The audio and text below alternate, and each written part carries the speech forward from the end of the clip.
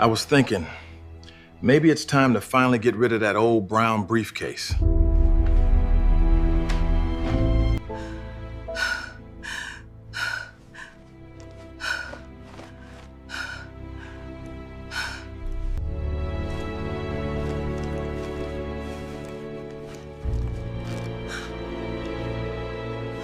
The night my husband asked me to throw away his old briefcase should have meant nothing. Robert stood in the doorway, avoiding my eyes, his voice too casual. "It's just junk, Alexis. Toss it." But when I picked it up, something shifted inside, something heavier than paper, something deliberate. For 38 years, that man never threw anything away without a reason. So why now? And why did my hands start shaking before I even opened it? I told myself I was imagining things. I wasn't. Because what I felt inside that briefcase was the beginning of everything I thought I knew falling apart. If you've ever had a moment where your instincts whispered that something was wrong before your mind could catch up, I'd really like to hear your story. Where are you watching from, and what time is it there right now? And if you believe in trusting that quiet voice inside you, please like and subscribe, because this story only gets harder from here. I didn't throw the briefcase away. I set it down on the kitchen table instead, right under the warm, yellow light that had seen decades of our life together. Birthday cakes, report cards, quiet Sunday mornings. For a long moment, I just stood there staring at it like it might move on its own. Robert had already gone upstairs. I could hear the faint creak of the bedroom floor, the sound of a drawer opening and closing. Normal sounds, ordinary sounds, but nothing felt ordinary anymore. I ran my fingers along the worn leather surface. That briefcase had been with Robert for as long as I could remember. He carried it to work every single day for over 30 years. Rain or snow promotions and layoffs, that thing was always in his hand. And now, suddenly, it was just junk that didn't fit. Robert Hughes was not a man who discarded things lightly. He kept old receipts in labeled envelopes. He saved instruction manuals for appliances we didn't even own anymore. There was a box in the garage filled with tangled cords from devices long forgotten, because you never know when you might need one. That was the man I married. So why did he want this gone? I sat down slowly, my heart beating harder than it should have. Maybe I was overthinking it. It really was nothing. People change, don't they? Especially when retirement gets close. Robert had been quieter lately, more withdrawn. Maybe he was just trying to simplify things, but that didn't explain the weight I had felt inside the briefcase. I pressed gently against the leather again, this time more deliberately. There it was, a small, firm resistance beneath the lining. Not large, not obvious, but definitely not paper. A chill moved through me. I pulled my hand back as if I'd touched something alive. "Alexis," I whispered to myself, "don't start imagining things." But I already had. Because when you've lived with someone for nearly 4 decades, you learn the difference between ordinary and wrong. And this was wrong. I glanced toward the staircase. Everything was quiet now. Too quiet. Robert usually came back down around this time for a glass of water, or to double-check the doors. Tonight, nothing. It felt like he was staying upstairs on purpose, avoiding me. That thought settled in my chest like a stone. I pushed it away and stood up, walking to the sink, just to do something with my hands. I rinsed a clean glass, dried it, set it back in the cabinet, pointless motions buying time, because I knew what I was about to do. And once I did it, there would be no going back to not knowing. I turned off the kitchen faucet and looked at the briefcase again. "Just check," I murmured. "Just to prove it's nothing. That's how it starts, isn't it? Not with accusations, not with anger. Just a quiet need to make sense of something that doesn't." I sat down again and pulled the briefcase closer. The metal clasps clicked open with a familiar sound, sharp, clean, almost comforting. For a split second, I expected to feel relief. To see nothing but old documents, maybe a few pens, something mundane. Instead, I found it nearly empty. That was the first thing that truly unsettled me. Robert never kept it empty. There were no files, no folders, no calculator, no loose papers. Just a bare interior, the lining slightly wrinkled from age. And yet, I pressed again more firmly this time against the inner wall. The resistance was still there. Hidden. Carefully hidden. My breath slowed. This wasn't random. Someone had put something inside the lining on purpose. And suddenly, a memory surfaced, small, almost insignificant at the time. 3 weeks ago. Robert had been sitting at this very table with the briefcase open. I'd walked in asking if he wanted coffee, and he'd closed it a little too quickly. "Just cleaning it out," he'd said. I hadn't thought twice about it, until now. I swallowed, mouth suddenly dry. "Why didn't you tell me?" I whispered, even though he couldn't hear me. The house felt different tonight. The walls seemed to hold their breath. Even the clock ticking above the stove sounded louder, sharper. I ran my fingers along the edge of the lining, searching for a seam. There, a slight separation where the fabric didn't quite sit flush. My heart began to pound again, harder this time. I hesitated. Because in that moment, I understood something clearly, maybe for the first time all evening. Whatever was inside that lining, Robert didn't want me to find it, and if I did, it might change everything. I pulled my hand back. This was my husband, the man who held my hand at my mother's funeral, the man who built our first home with his own hands because we couldn't afford a contractor, the man who kissed me every morning before work, even on the days we were arguing. That man. But there was another truth too. The man upstairs right now, the one avoiding my eyes, the one asking me to throw this away. I didn't know him. Not anymore. A quiet ache spread through my chest, deeper than anger. It was the kind of hurt that doesn't come from what someone did, but from the realization that they were capable of it. I looked back at the briefcase. "Please let this be nothing," I whispered. But I didn't believe it. Slowly, carefully, I slid my finger under the edge of the lining. The fabric lifted just slightly, enough to confirm what I already knew. There was something hidden inside. And in that moment, every small change in Robert over the past few months came rushing back to me all at once. The late-night phone calls he took outside. The way he'd started locking his phone, a habit he never had before. The sudden trips to run errands that took hours. The tension in his shoulders when I asked simple questions. I had explained it all away. Stress, age, retirement anxiety, excuses. Because that's what you do when you love someone. You protect the version of them you believe in, even when the truth starts pushing through the cracks. I closed my eyes for a moment, steadying myself. Then I opened them again. There was no more pretending now. Whatever was hidden in this briefcase, it was real. And it had been hidden from me for a long time. I took a slow breath, and this time, I didn't stop. I didn't realize I was holding my breath until my chest began to ache. Carefully, slowly, I peeled back more of the lining. The fabric gave way with a faint, dry sound, like something that had been sealed for a long time finally being disturbed.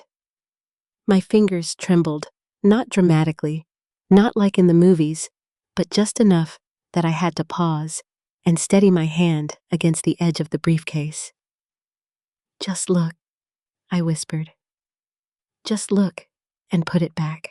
But even as I said it, I knew that was a lie, because whatever I was about to find, it wasn't something I would be able to forget.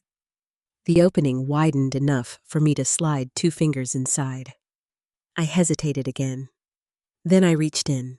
The first thing I touched was metal cool, smooth, unmistakable. I pulled it out slowly. A small key.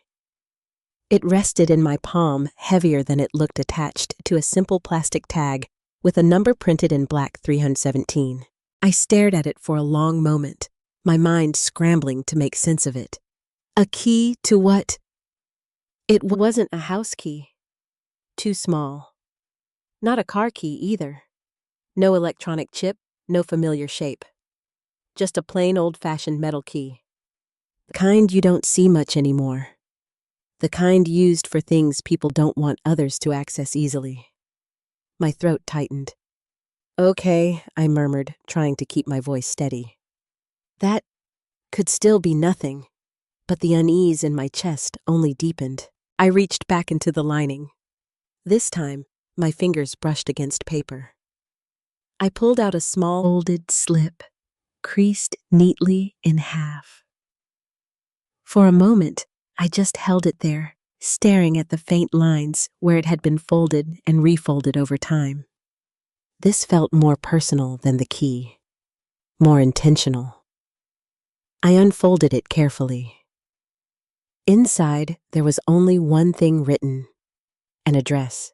No name, no explanation. Just a street, a city, and a zip code. I read it once, then again, and then a third time, as if repetition might suddenly make it familiar. It didn't. I had never seen that address before in my life. But the city, it was only 20 minutes from where we lived. My heart skipped. Why would Robert have a key and an address hidden inside the lining of a briefcase he wanted me to throw away? The answer came quickly, quietly, and without mercy. Because he didn't want me to find it. A cold wave of realization settled over me. This wasn't old. This wasn't forgotten. This was current, active, important. I set the key and the paper down on this table and leaned back in my chair, my hands pressing flat against my thighs, as if grounding myself in something solid. Think, I told myself. Don't jump to conclusions. There could be a reasonable explanation. There had to be. There always was, right? That's what I'd believed for most of my marriage. Every late night at work, reasonable. Every missed call, reasonable. Every small change in behavior, explainable. Because Robert was dependable, predictable, safe. That was the word I had always used for him. Safe. But right now, sitting in my quiet kitchen, with a hidden key and a secret address in front of me, I didn't feel safe. I felt like I was standing at the edge of something I didn't understand. And I didn't know if I wanted to step forward. A soft sound came from upstairs. Footsteps. I froze instantly, my eyes snapping toward the staircase. Robert. The steps were slow, measured, familiar. I moved without thinking. I grabbed the key and paper, slipped them back into the opening in the lining, and smoothed the fabric down as best as I could.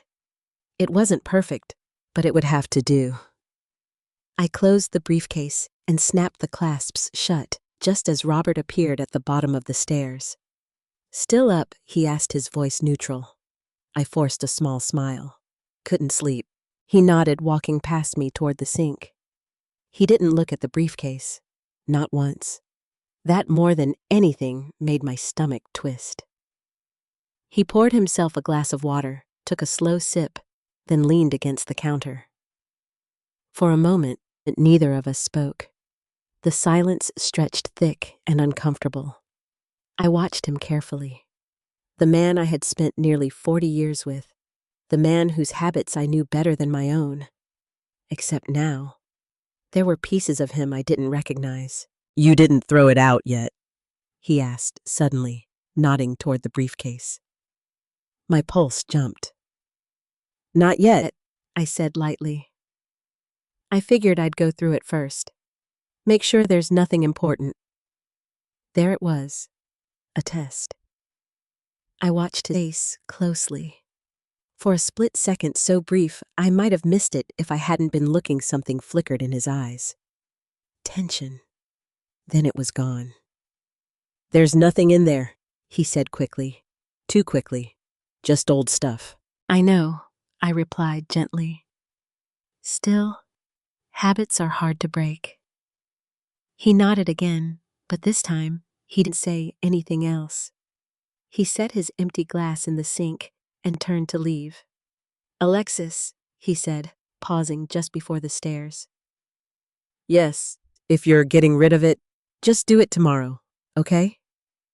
There was something in his tone. Not a request, not quite a command, but close. "Sure," I said. He gave a short nod and disappeared upstairs. I sat there for a long time after he was gone, listening to the quiet settle back into the house. My hands rested on the table inches away from the briefcase. He knew. Not that I had found anything, but that I might. That was clear now. Which meant one thing. Whatever was connected to that key and that address, it mattered enough for him to try to control what I did with it. I let out a slow breath. "Well," I murmured softly, "that answers one question. This wasn't nothing. This wasn't harmless. And it definitely wasn't something he wanted me involved in." I reached out and placed my hand on the briefcase again. This time, I didn't hesitate. Because something inside me had shifted. Not just suspicion, not just curiosity. Something firmer. A quiet, steady resolve. For years, I had trusted Robert without question. I had built my life around that trust. But trust doesn't disappear all at once. It cracks. Slowly, silently. Until one day, you realize you're no longer standing on solid ground. I looked toward the stairs, then back at the briefcase. "Tomorrow," I whispered. "Tomorrow, I would go to that address. Tomorrow, I would find out what that key unlocked. Tomorrow, I would stop guessing. Because whatever Robert was hiding, I was done pretending I didn't need to know." I didn't sleep that night. I lay beside Robert, staring into the dark, listening to the slow rhythm of his breathing, as if it belonged to a stranger. Every so often, he shifted, turning slightly, the mattress dipping in that familiar way. For years, that sound had been comforting. Now it felt like a reminder of how close someone could be and still keep something hidden. At some point, the sky outside the window began to lighten. Pale gray crept through the curtains, soft and quiet, like the beginning of an ordinary day. But nothing about this day felt ordinary. I slipped out of bed, carefully moving slowly so I wouldn't wake him. I paused for a moment, watching him sleep. His face looked softer, like this, less guarded. The lines of tension I'd noticed recently weren't as visible. For a second, a brief, painful second, I wanted to believe I had imagined everything. That the key didn't exist. That the address meant nothing. That the man in front of me was still the same one I had trusted for most of my life. But then I remembered the way he had told me to throw the briefcase away, and that flicker in his eyes. I turned and walked out of the room. The house felt colder in the early morning. Quiet. Still. I went straight to the kitchen. The briefcase sat exactly where I had left it, as if it had been waiting for me. I opened it again, this time without hesitation. The lining lifted easily now. The key, the folded paper, both exactly where I had hidden them. I took them out and placed them carefully in my purse, my movements precise, almost methodical. No second guessing. No hesitation. If there was one thing I had learned in my years of teaching, it was this: when something doesn't make sense, you don't ignore it. You follow it, even if you don't like where it leads. I grabbed my coat, slipped on my shoes, and left the house without making a sound. The morning air was crisp, carrying that faint bite of early spring in Ohio. The kind that wakes you up whether you want it to or not. I got into my car and sat there for a moment, my hands resting on the steering wheel. This was it. Once I drove to that address, I wouldn't be able to pretend anymore. I exhaled slowly. Then I started the engine. The drive took just under 20 minutes, exactly like I had guessed. Long enough for my mind to race through possibilities. Too long to stay calm. At first, I tried to be reasonable. Maybe it was a storage unit. Maybe Robert had rented a small space and forgotten to mention it, but that didn't explain the secrecy. Then my thoughts turned darker. Another home, another life, another woman. I tightened my grip on the steering wheel. No. I shook my head, trying to push that idea away. Robert wasn't that man. At least, I didn't think he was. But then again, I hadn't thought he was the kind of man who would hide things in a briefcase lining either. The address led me away from our quiet neighborhood into a more commercial part of town. That surprised me. If this had been something personal, something like an affair, I would have expected a residential street. Instead, I found myself pulling into a parking lot surrounded by brick buildings and glass storefronts. I slowed the car, scanning the numbers. There. The address matched. I parked and sat there staring at the building in front of me. It wasn't what I expected. It was a bank.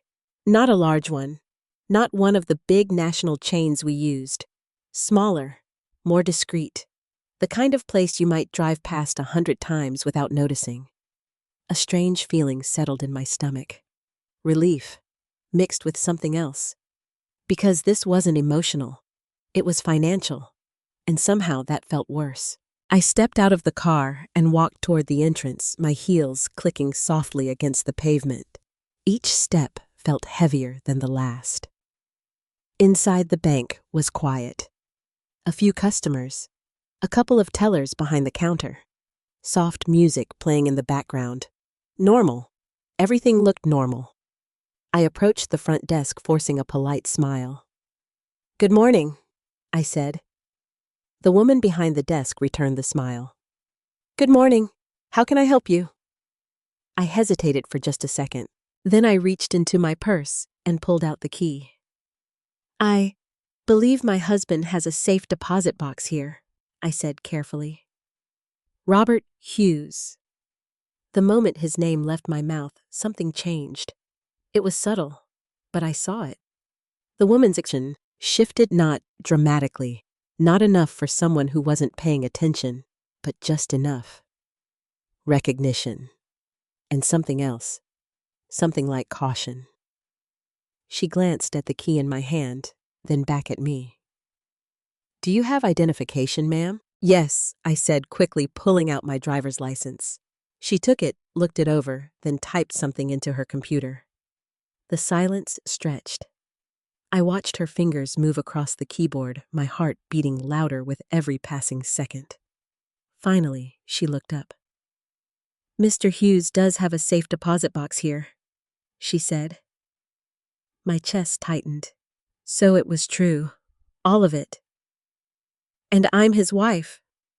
I added, my voice steady, despite the storm building inside me. Another pause. "I understand," she said carefully. "However, access to a safe deposit box is restricted to authorized individuals listed on the account." Of course it was. I had expected that. Still, hearing it out loud made everything feel more real. "Is my name listed?" I asked. She checked again. A longer pause this time. Then she shook her head. "No, ma'am." The words landed heavier than I expected. Not listed, not included, not trusted. I swallowed, forcing myself to stay calm. "I see," I said quietly. "I should have left then. That would have been the easy thing to do. Go home. Pretend I hadn't come.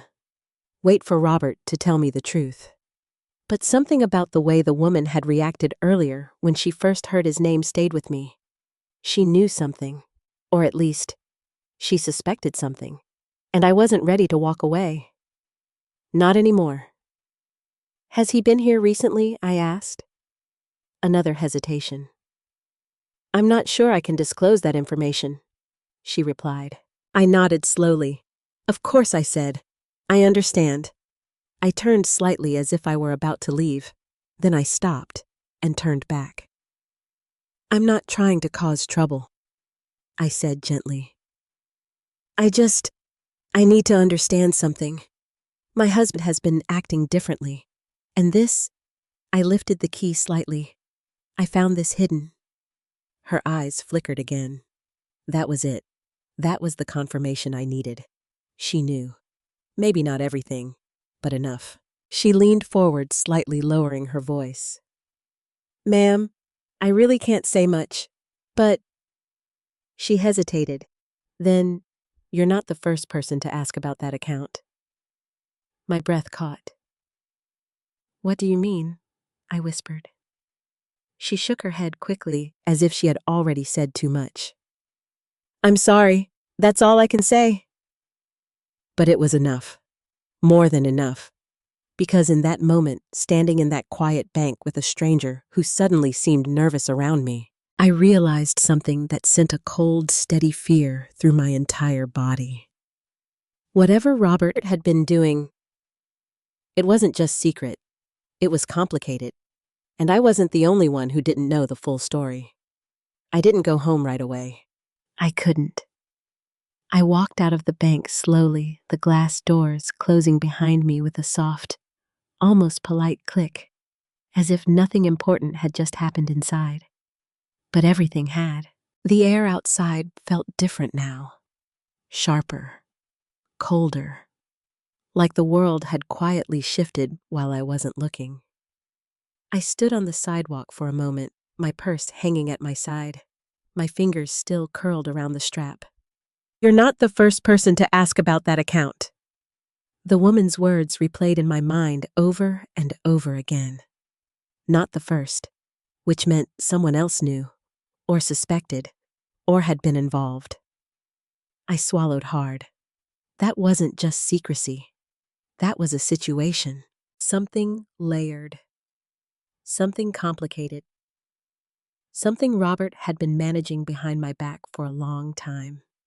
I forced myself to move, walking toward my car on instinct alone. Each step felt heavier, like I was carrying something invisible but growing. By the time I reached the driver's seat, I wasn't just confused anymore. I was afraid. Not in a dramatic way. Not panicked. Just aware. Aware that the life I had been living might not be what I thought it was. I sat behind the wheel, but didn't start the engine right away. Instead, I pulled the key back out of my purse. I turned it between my fingers, slowly watching the light catch on the metal. A safety deposit box. A hidden account. Frequent visits. Another person asking about it. And Robert telling me to throw away the one thing that could lead me here. I let out a quiet breath. Okay, I whispered. No more guessing. If I couldn't get answers from the bank, I would get them from him. The drive home felt shorter than before, but not easier. My thoughts had shifted now from confusion to clarity. There were only two possibilities left. Either Robert was hiding something for a reason he believed was justified, or he had crossed a line he couldn't come back from. And I needed to know which one. When I pulled into the driveway, his car was still there. Of course it was. He hadn't left for work yet. Or maybe he wasn't going in at all. I stepped out of the car and walked toward the front door, my steps steady despite the storm building inside me. I didn't rehearse what I was going to say.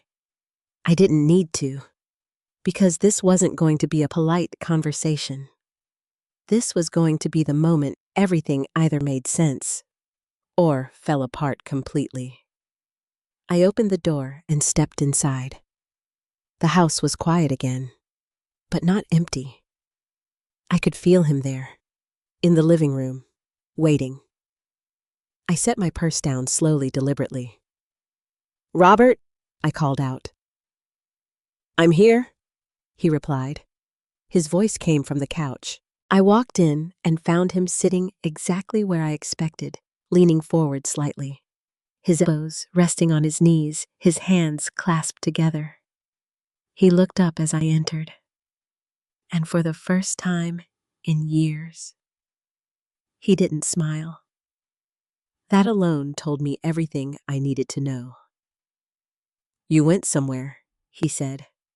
It wasn't a question. "No," I replied calmly. "I went somewhere you didn't want me to go." His jaw tightened, so I continued. "I went to the bank." Silence. Heavy. Immediate. The kind that fills the room and presses against your chest. He didn't ask which bank. He didn't pretend not to understand. He just stared at me, and in that stare, I saw it. Not guilt. Not exactly.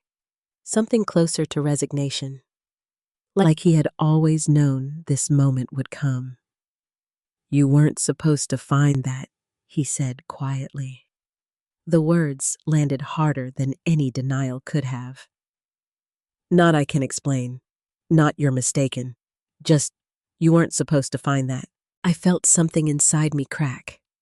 Not loudly, not dramatically, just a quiet shift. A breaking point I hadn't realized I was approaching. "I wasn't supposed to." I repeated, my voice softer than I expected. "Robert, it was hidden inside the lining of your briefcase." He looked away. "That's why I told you to throw it out." There it was. Simple, direct, honest. And somehow that honesty hurt more than anything else. "So you didn't think I deserved to know?" I asked. "It's not that simple. It never is," I replied. He exhaled slowly, running a hand over his face. I was trying to handle it. Handle what another pause. Longer this time. He didn't answer right away. And in that silence, something inside me hardened. Because if he couldn't even say it, then it was worse than I thought. "I saw the key," I continued. "I saw the address. I know about the safe deposit box." His shoulders dropped slightly. "Defeat. I needed time," he said finally. "For what? To fix things." That word again. Things. Vague. Safe. Avoidable. "What things, Robert?" I pressed. "Because from where I'm standing, it looks like you've been living a completely separate life." "That's not true." "Then tell me the truth." My voice didn't rise. It didn't need to, because the tension between us had already reached its limit. He looked at me then. Really looked at me. And for a brief moment, I saw something I recognized. Fear. Not of me, but of what he was about to say. "I didn't want this to touch you," he said quietly. A bitter laugh escaped before I could stop it. Too late. Silence again. Thicker now. More fragile. "I didn't tell you," he continued slowly, "because I thought I could fix it without dragging you into it. You don't get to decide that for me. I was trying to protect you." "No," I said, shaking my head. "You were trying to control what I knew." That hit him. I could see it, because it was true. And we both knew it. I took a step closer. "Who else knows about that account?" I asked. His eyes flickered. "There, another piece." "Robert," I said firmly. He hesitated, and that hesitation told me everything I needed to know. "There is someone else," I said.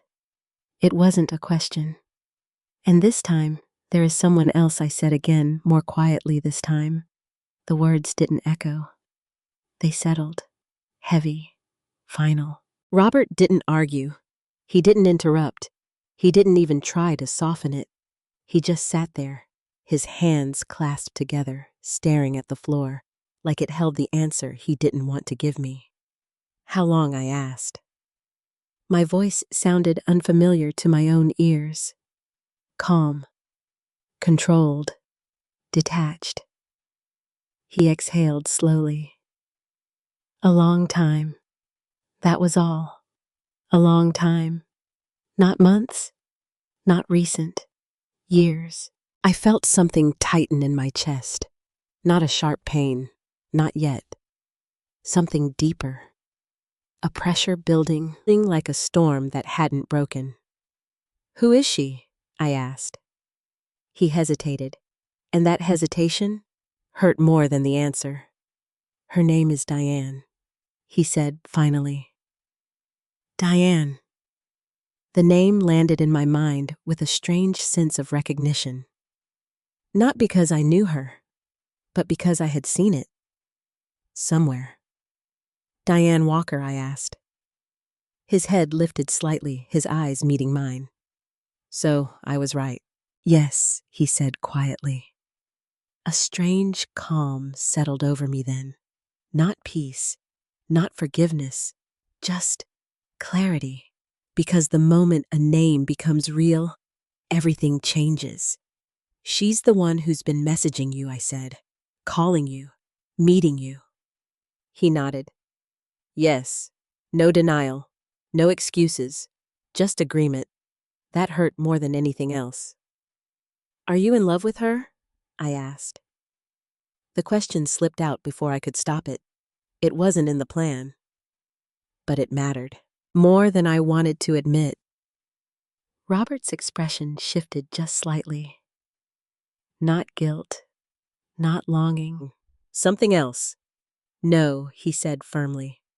I studied his face, and for the first time since this conversation began, I believed him, which somehow made everything even more confusing.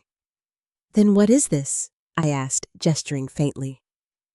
"Because you've been hiding money accounts meetings, a whole separate part of your life." He rubbed his hands together as if trying to warm them. "It's not what you think. That's what people say when it is exactly what I think." "I mean it," he said more sharply now. "It's not an affair." The word hung between us. Ugly, complicated, unavoidable. "Then explain it," I said. My patience was gone now. Not explosive, not loud, just finished. He leaned back slightly, his eyes drifting toward the window, as if the answer might be easier to find somewhere outside the room. "It started before we got married," he said. My breath caught. Before us. "That doesn't make it better," I said quietly. "I know." "Then why say it like it helps?" "Because it matters," he replied. "Because it changes what this is." "Then tell me what it is." He closed his eyes briefly, like he was bracing himself. Then he opened them again. And this time, he looked directly at me. "She has a son," he said. The words landed slowly. "Not all at once. What?" "A son," he repeated. "His name is Ethan." The room felt smaller suddenly, like the walls had moved in just a little, and I asked though part of me already knew. Because there are moments in life where your mind reaches the truth before your heart is ready to accept it. Robert swallowed, and he's mine. There it was, no hesitation, no softening, just the truth. For a moment, everything inside me went completely still. No anger, no tears, no reaction at all. Just silence. A kind of silence I had never felt before. "How old?" I asked. 32. I did the math automatically. 32. That meant he was born before we met, Robert added quickly, as if trying to stay ahead of my thoughts. "I know," I said. My voice came out steady, but it didn't feel like mine anymore. "So you've known about him this whole time?" "Yes. And you never told me. It wasn't a question." "No." I nodded slowly. Why, that word held everything. The years, the trust, the life we had built together. "Because I was afraid," he said. "Of what?" "Of losing you." The answer came too quickly, too practiced. I let out a small, humorless breath. You lost me anyway? I said quietly. He flinched. Just slightly. But I saw it. Alexis. No, I said, shaking my head. Don't. Not yet. I needed space to think, to understand, to process. Because this wasn't just about another woman. This wasn't just about secrets. This was about an entire life I had never been allowed to see. You've been in contact with them all these years, I asked. Yes. How often it varied. That's not an answer. He hesitated. More recently. More often. Of course, that matched everything I had seen. The calls, the messages, the distance. What changed, I asked. Another pause. Then Ethan. I waited. He's in trouble, Robert said. What kind of trouble? Financial? There it was. The bank, the account, the safe deposit box. Everything starting to connect. So you've been helping him, I said slowly. Yes, with our money. Another pause. Yes, that hurt. That was the first thing that truly cut through the numbness. Not the existence of the sun, not even the secrecy, but the fact that decisions had been made. About our life, our future, without me. How much, I asked. I don't know exactly, Robert. He looked at me, and this time there was no hiding. A lot, he admitted. The room went quiet again, but this silence was different, heavier, more final. Is that what the safe deposit box is for? I asked. Yes, to keep money from me. No, he said quickly, to manage things without complicating everything. I almost laughed. Without complicating everything, I repeated. Robert, you have a 32-year-old son I didn't know existed. I think we're past complicated. He didn't respond. Because he couldn't. Because there was nothing left to say that would make this smaller, or simpler, or acceptable. I stood there for a long moment looking at him. Really looking at him. Trying to reconcile the man I had known for decades with the one sitting in front of me now. And for the first time, I realized something that settled deep in my bones. This wasn't a sudden betrayal. This wasn't a mistake. This was a life he had built, alongside ours, quietly, carefully, completely. And I had never been part of it. I took a slow breath, then another, and when I spoke again, my voice was softer, but stronger. Tell me everything, I said, because now there was no turning back. Robert didn't speak right away. For a moment, I thought he might refuse, that he might retreat back into silence, into half answers and careful avoidance. But something had shifted between us. The truth was already out. There was no version of this conversation where he could pretend anymore. So he nodded slowly. Okay, he said. I'll tell you everything. I didn't sit down. I didn't soften. I stayed where I was, arms loosely at my sides, watching him like I was seeing him clearly for the first time. Start from the beginning, I said. He leaned back, his eyes drifting again, not away from me this time, but inward. Diane and I met before you, he began. We were young. It wasn't serious in the way people think. We dated for a while, then it ended. And then I asked. She got pregnant. The words were steady this time. No hesitation. And you knew yes. And you still left. His jaw tightened slightly. It wasn't that simple. It never is, I said again, my voice quieter now, but no less sharp. She didn't tell me right away, he continued. Not until months later. By then, had already changed between us. So you walked away anyway. I didn't walk away, he said a little more forcefully. I just didn't stay. I held his gaze. That's the same thing, Robert. He didn't argue. Because again, we both knew it was true. What happened after that? I asked. She raised Ethan on her own, he said. At least at first. And you, I helped when I could. When you could, I repeated. Or when it was convenient. He flinched. I sent money, he said. I checked in. I wasn't there the way I should have been. There it was. The closest thing to an admission of guilt I had heard yet. And when did you meet me? I asked. A couple of years later. And you never thought to tell me I wanted to, he said quickly. At the beginning, I thought about it a lot, but you didn't. No. Why? He hesitated. Then, because I was afraid you wouldn't stay. I let out a slow breath. So you built a life with me on something you knew I might not accept. I built a life with you because I loved you, he said. That doesn't make the rest of it disappear.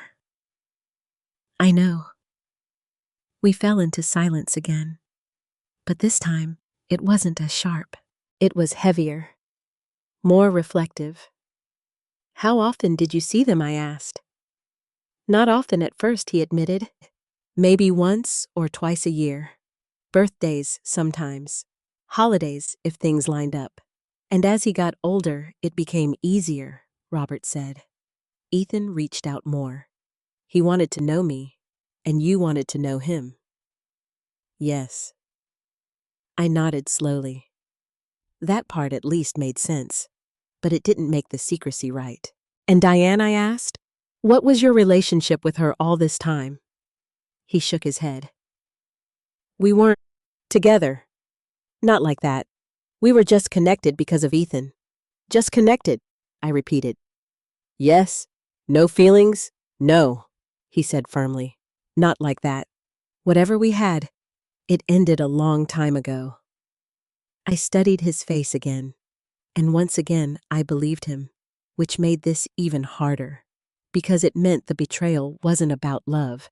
It was about choices, and choices I had learned were often more revealing. What changed recently? I asked. His expression darkened. Ethan, he said again. What about him? He's in trouble, Robert replied. Real trouble. You said that before. What kind of trouble? Robert hesitated longer this time. Then, he made some bad decisions. Investments, loans, things he thought would work out, and they didn't. No. How bad is it? Robert looked down at his hands. Bad enough that he could lose everything. And that's why you've been helping him, I said. Yes, with our money. Another pause. Yes. The words felt heavier this time, because now I understood more of the story. And somehow, that made it worse. How much, Robert? I asked again. He exhaled slowly, enough that I had to start moving things around. Moving things around, I repeated. Is that what you call it? I didn't want to alarm you. You didn't want me to know. Yes. There was no point denying it anymore. And the safe deposit box, I asked. It's where I kept everything related to him, Robert said. Cash, documents, agreements. Agreements! I asked, my voice tightening. He hesitated. Loan agreements, he clarified. With your son. Yes. And Diane. She's involved, he admitted. She's been trying to help him too. I thought back to the bank. You're not the first person to ask about that account. The words echoed again. Has she been there? I asked. Robert looked up sharply. What? At the bank, I said. Has Diane been there? He hesitated, then nodded. Yes, that confirmed it. Everything. You've been managing this together? I said slowly. Without me. Yes. I turned away for a moment, walking a few steps toward the window. Outside, everything looked the same. Neighbors going about their day, cars passing, life continuing. But inside this house, everything had changed. I could have understood some of this, I said quietly. Robert didn't respond. I could have understood that you had a son, I continued. I could have even understood that you wanted to help him. I turned back to face him. But you didn't give me the chance. He looked at me, his expression filled with something I hadn't seen before. Regret. I know, he said softly. You made that decision for me. I thought it was the right thing, for who I asked. He didn't answer, because again, there was no answer that wouldn't make it worse. I took a slow breath, trying to steady myself. But now that the truth was out, another question began to form. One I hadn't asked yet, one that sat deeper than all the others. And the money, I said carefully. Everything you've been moving around. He tensed, just slightly. But enough. My stomach dropped. Robert, I said. He didn't meet my eyes. Tell me you didn't go further than that. Silence. Heavy. Uncomfortable. Dangerous. Robert. He swallowed. And in that moment, before he even spoke, I knew. Because some truths don't need words. They show themselves in the spaces between them. I had to, he said quietly. And just like that, everything shifted again. I had to. Those 3 words didn't just land. They settled into everything, into the walls, into the years behind us, into the version of my life I had believed was stable, honest, shared. I didn't move. I didn't speak right away, because something inside me was trying to catch up with what I had just heard. You had to, I repeated slowly. Robert nodded his eyes, still avoiding mine. Yes. No, I said quietly. You chose to. He closed his eyes briefly, as if bracing himself. Alexis. No, I interrupted again, more firmly this time. Don't explain it away like that. Don't make it sound like something forced your hand. I took a step closer, my voice steady but unmistakably sharp now. What exactly did you do? The room felt still. Even the air seemed to wait. Robert swallowed. I moved some assets, he said. Which assets? He hesitated. Some of our savings, a few accounts, and I pressed. He looked up at me then, and this time, he didn't try to soften it. I used your name. The words hit harder than anything else he had said so far. Not because they were louder, but because they crossed something deeper, something legal, something real. You used my name, I repeated. Yes. For what? To secure transfers. To move money into accounts Ethan could access. My stomach dropped. Without me? Yes. How? He hesitated again. And that hesitation told me everything I didn't want to hear. Robert, I said, my voice tightening.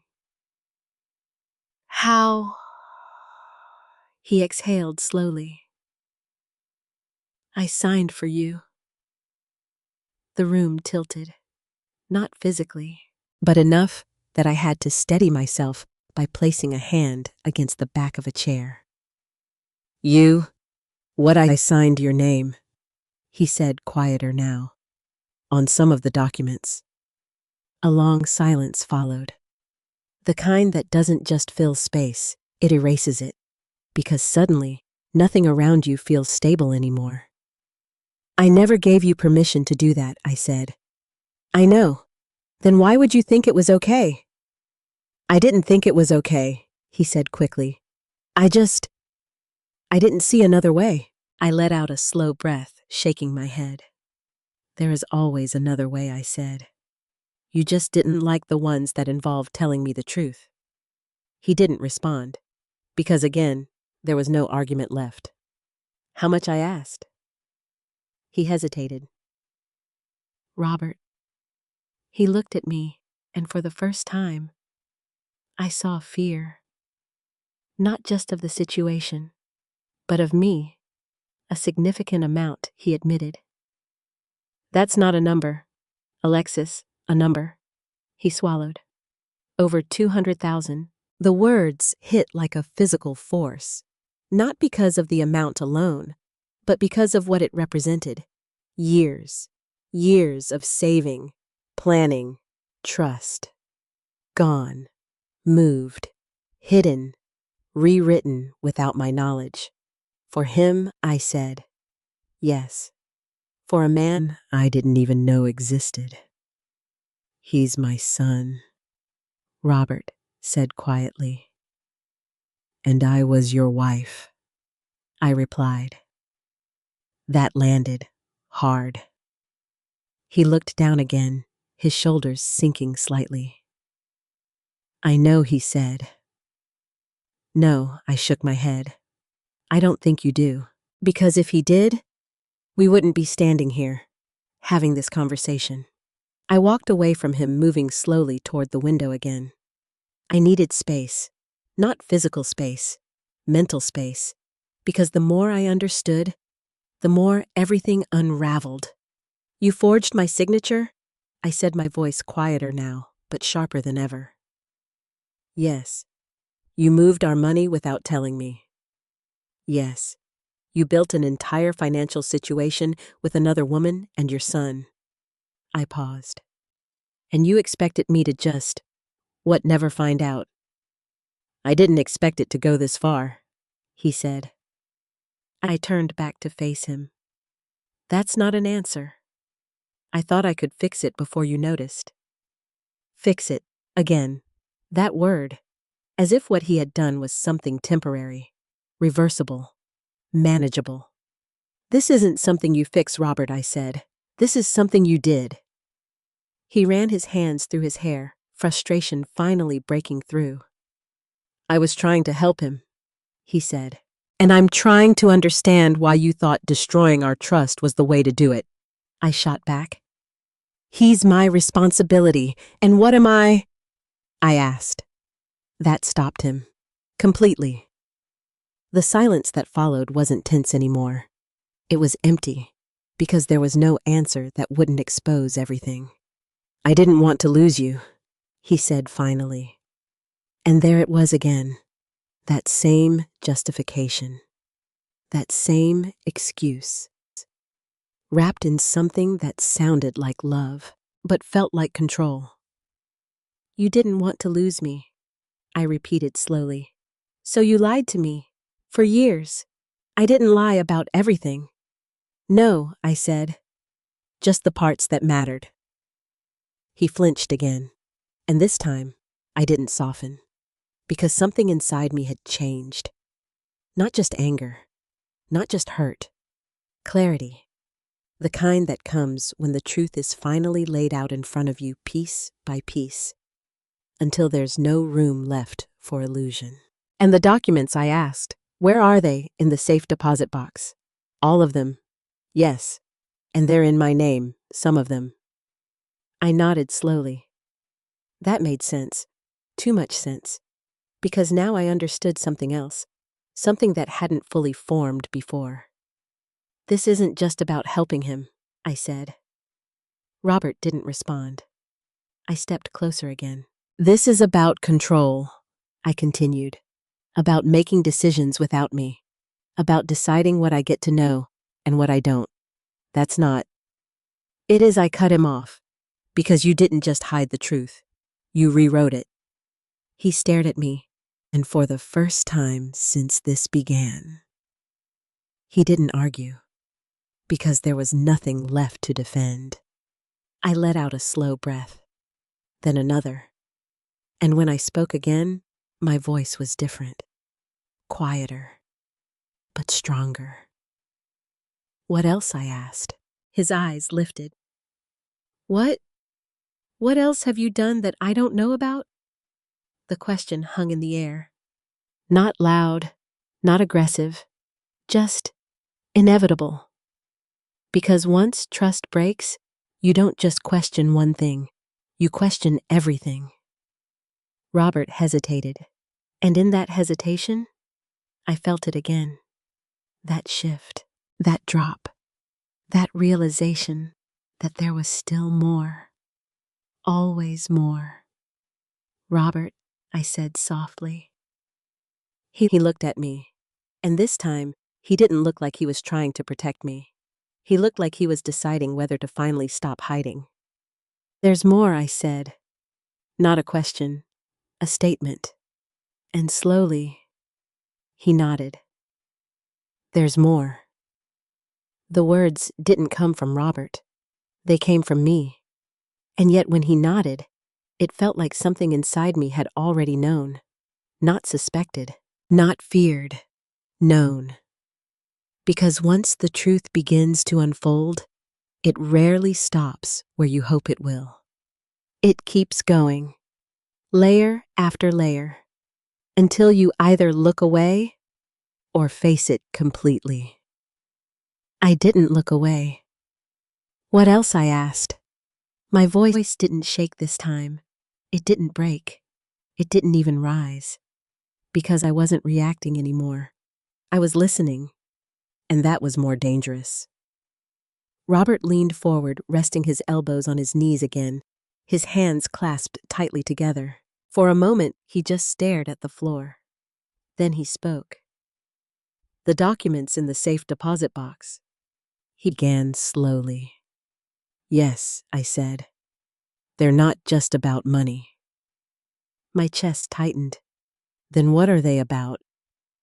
He hesitated, and in that hesitation, I felt it again, that quiet drop, that shift that told me whatever came next was going to change everything again. They include property transfers, he said. I blinked. Property? He nodded. What property? Another pause. Then, our house. The world didn't shatter. It didn't explode. It didn't even move.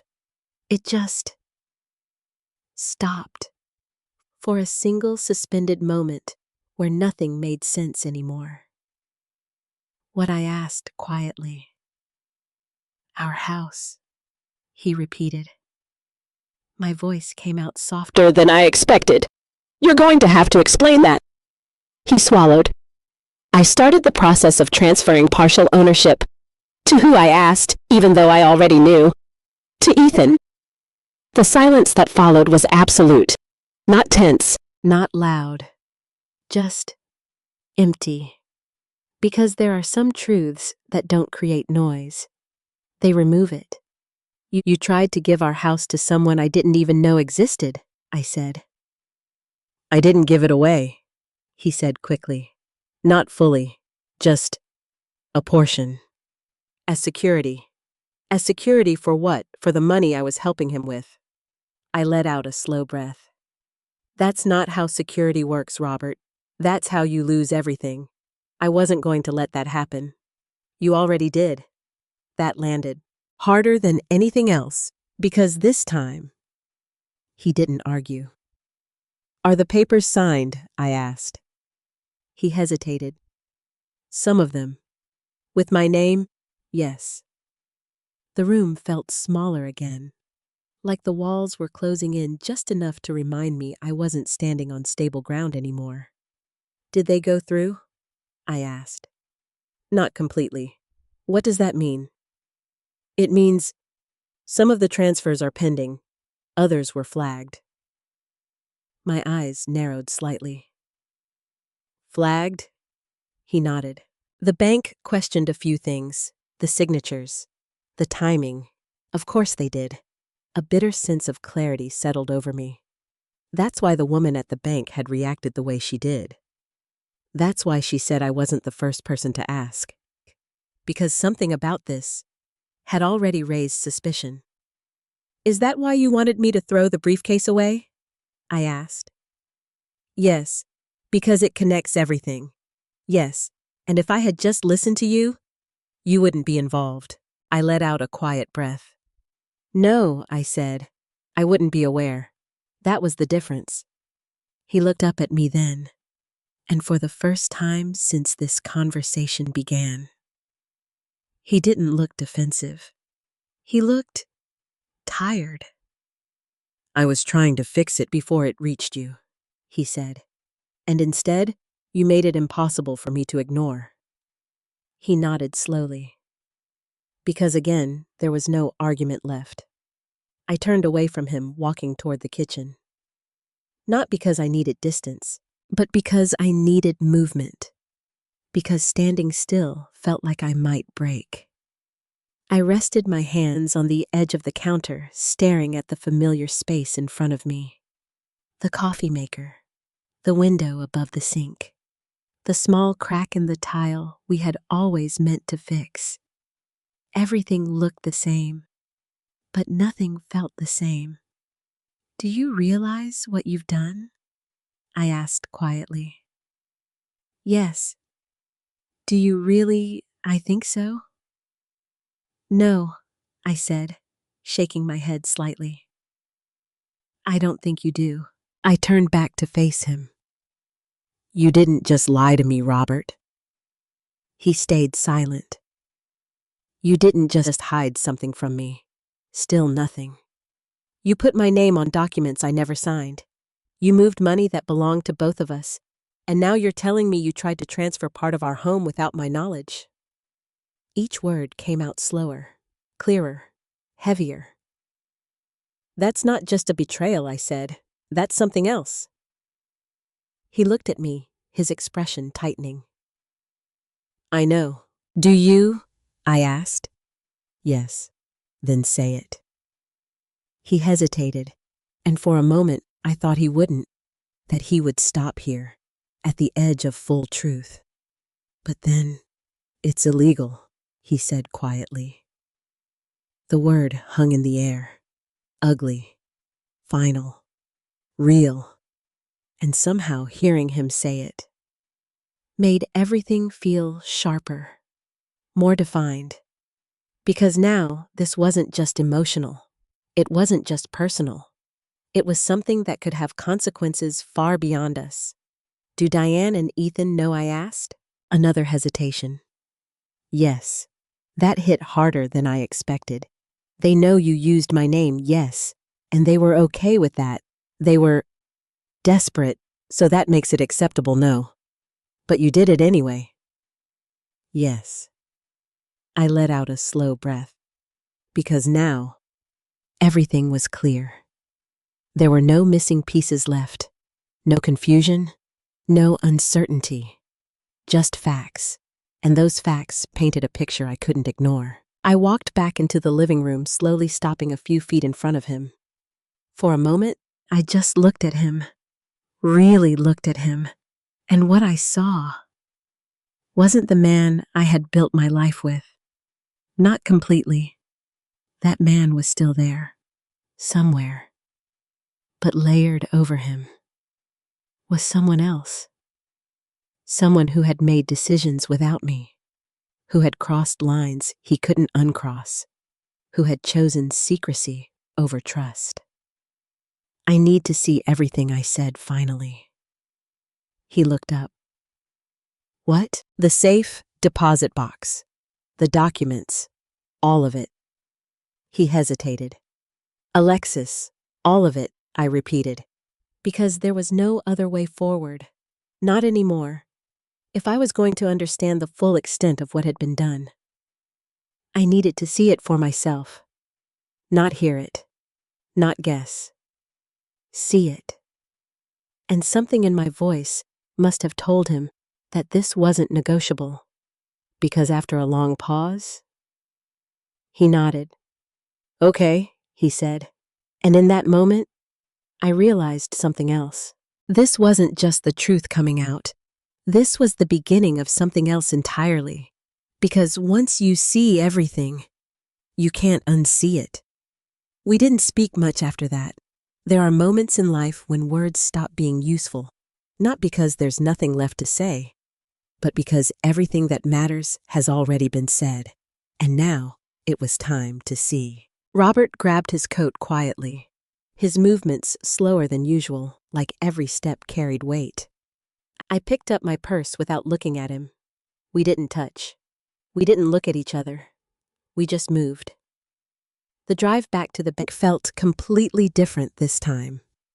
Earlier, I had gone there with questions. Now I was going there for answers, and answers have a way of changing everything. Neither of us spoke during the drive. The silence wasn't uncomfortable. It was necessary. Because what waited for us at the bank wasn't something we could soften with conversation. It was evidence, reality, truth in its most unfiltered form. When we pulled into the parking lot, I noticed something I hadn't before.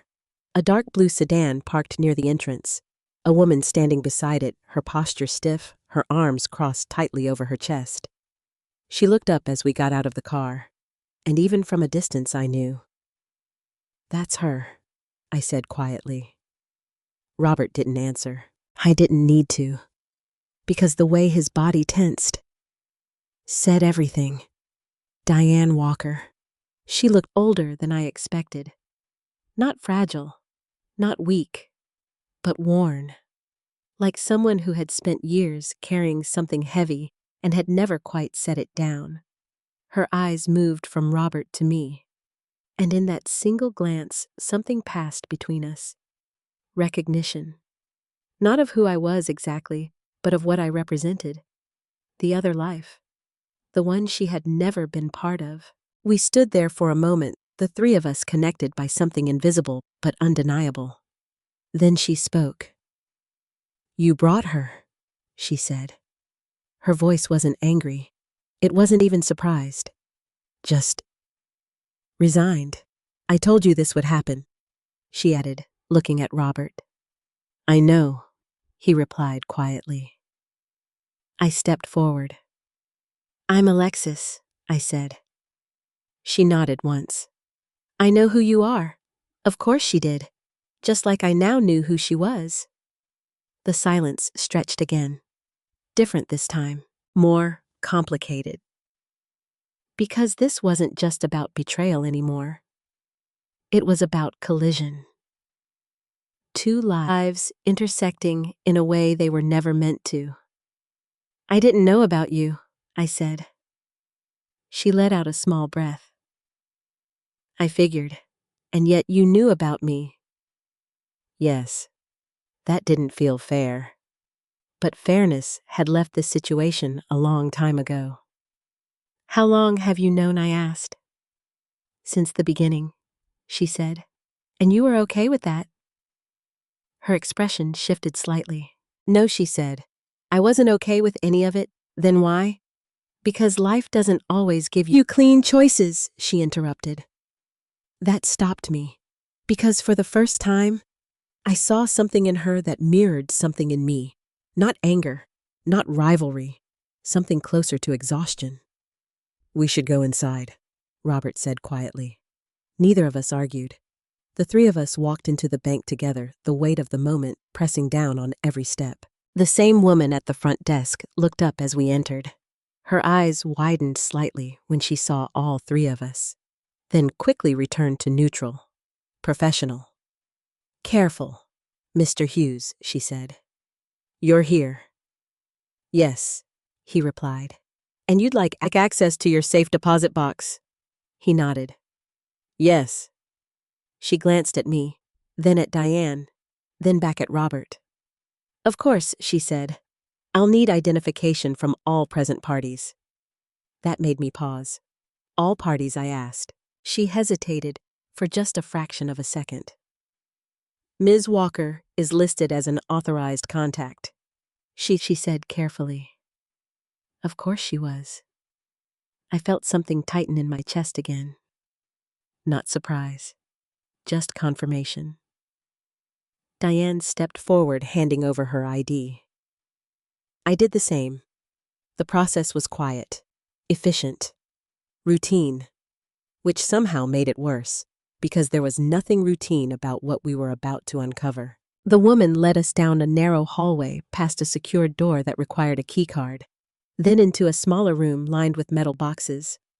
Safe deposit boxes, rows and rows of them, each one holding someone's secrets, their plans, their hidden truths.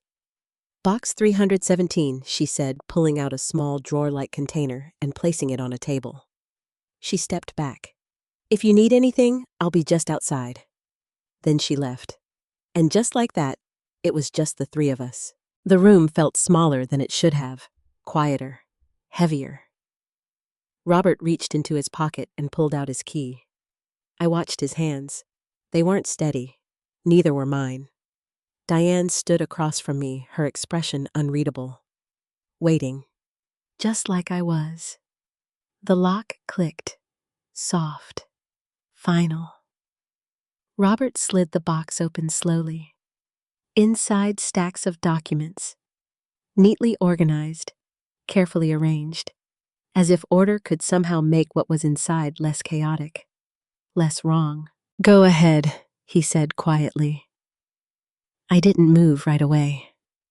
Because I knew, once I touched those papers, everything would become real in a way it hadn't been before. But I stepped forward anyway. Because I had already come this far. There was no turning back now.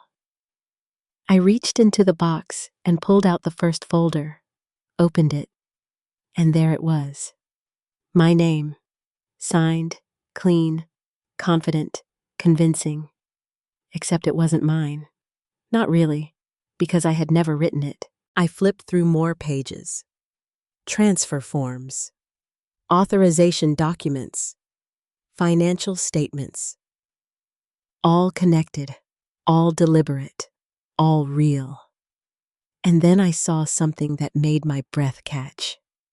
A deed, property transfer, partial ownership, to Ethan Walker. My hand tightened around the paper. Because this wasn't just an attempt. It was almost complete.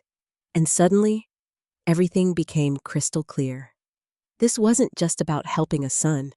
This wasn't just about secrecy. This was about rewriting ownership, rewriting control, rewriting my place in my own life.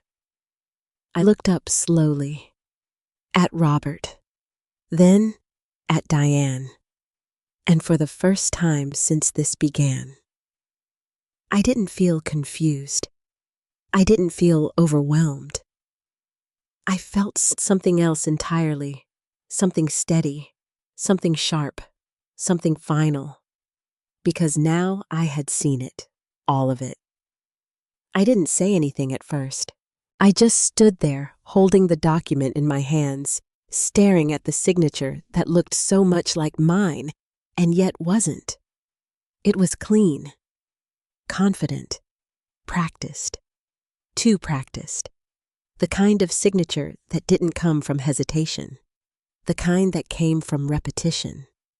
And that thought alone sent something cold through my chest. How many times? I asked quietly. Robert didn't respond right away, so I looked up. And this time, I didn't look at him as my husband.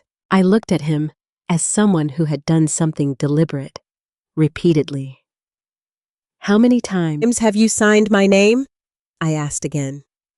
His jaw tightened. A few, he said. A few. The word felt almost insulting. Define a few. He hesitated.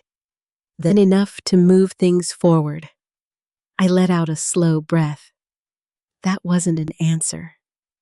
That was avoidance. And I was done accepting those. I placed the document back on the table carefully, then reached for the next folder. Inside, more of the same. Transfer authorizations. Account restructuring forms. Legal agreements. Each one bearing my name. Each one signed. Each one not by me. I flipped through them slowly, methodically, forcing myself to take it all in, because this wasn't something I could afford to skim over. This was evidence, not just of what he had done, but of how far it had gone. This one, I said, pulling out another sheet. This is dated 4 months ago. Robert nodded faintly. And this one, 2 months ago. Another nod. And this one? I paused, looking more closely. 3 weeks ago. That one hit differently, because 3 weeks ago I had been sitting across from him at this very table, talking about retirement, talking about travel plans, talking about the future, while he was actively rewriting it behind my back. You didn't even stop, I said. No, you didn't hesitate. I did, he said quickly. I just kept going. That wasn't better. That was worse. Because hesitation means you know something is wrong. Continuing anyway means you choose to ignore it. I closed the folder and set it aside. Then I looked up at the small security camera mounted in the corner of the room. Does this room record? I asked. Robert followed my gaze. Yes. Good. He frowned slightly. Why I didn't answer right away? Because the thought was still forming, still settling into something solid. Instead, I turned toward the door and stepped outside. The bank employee looked up immediately. Ma'am, is everything all right? I met her eyes. I need to know something, I said calmly. The transactions connected to this account, the documents. Were there any concerns raised? She hesitated. Professional boundaries, policy. But she had already said too much before, and she knew it. I can't disclose specific details, she said carefully. I understand, I replied, but I need to know if anything was flagged. Another pause. Then she lowered her voice slightly. Yes, she said. How many times? Several. My chest tightened. And what happened when they were flagged? We requested additional verification, she said. In some cases, delays were placed on certain transfers. Because of the signatures? She didn't answer directly, but her silence was enough. Was there video? I asked. Her eyes flickered again. Another confirmation. Yes, that was it. That was the moment everything shifted again. Because up until now, this had been between us. A betrayal, a secret, a fracture in a marriage. But now, it was something else. Something documented, something recorded, something that existed outside of our story. Thank you, I said quietly. Then I turned and walked back into the room. Robert and Diane both looked at me, waiting, watching, trying to read what had just changed. And I realized they didn't know yet. They didn't understand what I had just understood. I closed the door behind me slowly. They have footage, I said. Robert's expression tightened. What? The bank, I clarified. They recorded everything. Silence. Then Diane spoke for the first time since we opened the box. They wouldn't use that, she said quickly. That's private. No, I said calmly. It's protected, but not untouchable. Robert stared at me. What are you saying? I took a step closer to the table. I'm saying this isn't just about us anymore. The words felt different coming out, sharper, more defined, because now I wasn't just reacting, I was thinking. You forged my signature, I continued, multiple times, on legal documents, in a financial institution that has records. Alexis Robert began. No, I said firmly. Listen to me. He stopped, because something in my tone told him this wasn't an argument. This was a realization. And you? I said, turning slightly toward Diane, knew about it. Her face tightened. I didn't. You knew enough, I cut in. Enough to benefit from it. She didn't respond, because again, there was no answer that would make that better. I turned back to the table looking at the documents again. At the signatures. At my name. Used. Rewritten. Taken. And for the first time since this began. The hurt shifted. It didn't disappear, but it changed.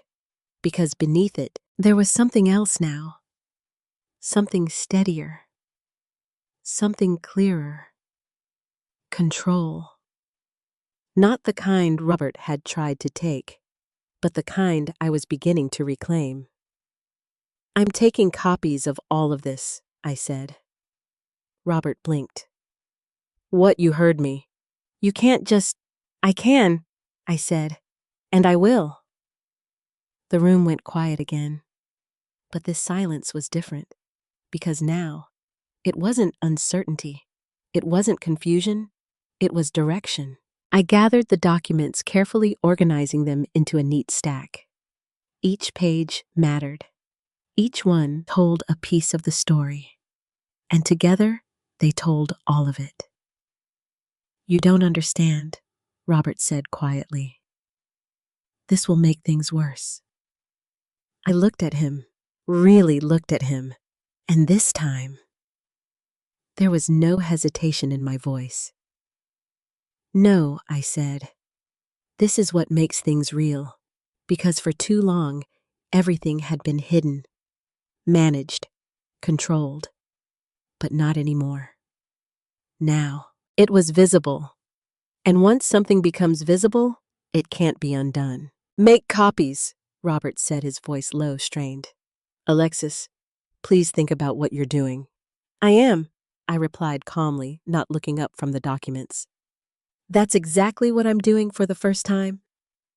The difference in my voice seemed to unsettle him more than anger would have, because anger, at least, is predictable. This wasn't. This was measured, and that meant it was deliberate. Diane shifted slightly across from me, her arms still crossed, but no longer defensive in the same way. Oh, she looked concerned.